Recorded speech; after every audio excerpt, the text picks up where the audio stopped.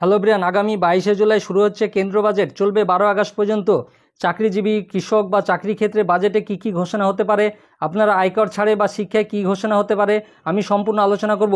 আপনারা শেষ পর্যন্ত দেখবেন। দেখার আগে যারা নতুন আছেন চ্যানেলটাকে সাবস্ক্রাইব করে দেবেন, আর যারা ফেসবুক থেকে দেখবেন অবশ্যই পেজটাকে ফলো করবেন। কি বলেছে দেখুন, তৃতীয় মোদী সরকারের প্রথম বাজেট অধিবেশন শুরু হচ্ছে আগামী 22শে জুলাই থেকে। 2024-25 অর্থবর্ষে বাজেট পেশ করলেন কেন্দ্রীয় অর্থমন্ত্রী নির্মলা সীতারামন। 22শে জুলাই থেকে 12 আগস্ট পর্যন্ত চলবে এই অধিবেশন। আগামী 23শে জুলাই পেশ হবে তৃতীয় এনডিএ সরকারের প্রথম বাজেট। শনিবার একথা ঘোষণা করেছেন কেন্দ্রীয় সংসদীয় বিষয়ক মন্ত্রী কিরণ রিজিজু।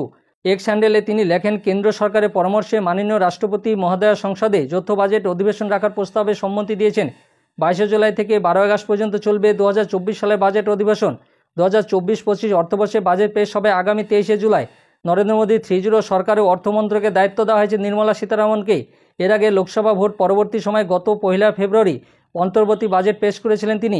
এবার পেশ হতে চলেছে তৃতীয় মোদী সরকারের প্রথম পূর্ণাঙ্গ বাজেট।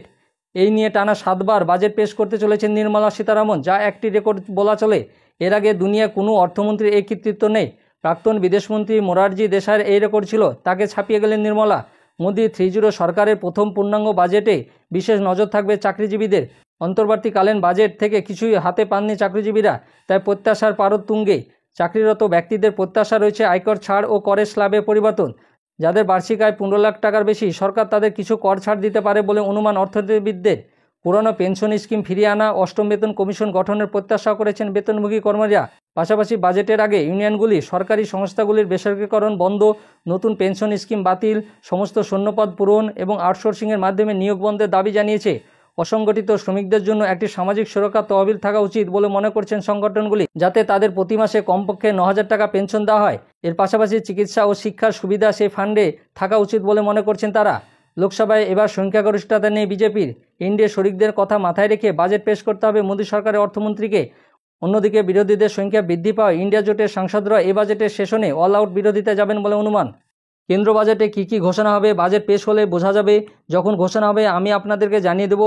আর আমার এই ভিডিওটা ভালো লাগলে লাইক এবং শেয়ার করে দিবেন। যারা নতুন আছেন চ্যানেলটাকে সাবস্ক্রাইব করে দিবেন, আর পাশে থাকা বেল আইকনে ক্লিক করে দিবেন, যাতে এই সংক্রান্ত আরও ভিডিও আপনি প্রথমেই পেয়ে যান। আর যারা ফেসবুক থেকে দেখবেন অবশ্যই পেজটাকে ফলো করবেন। ধন্যবাদ।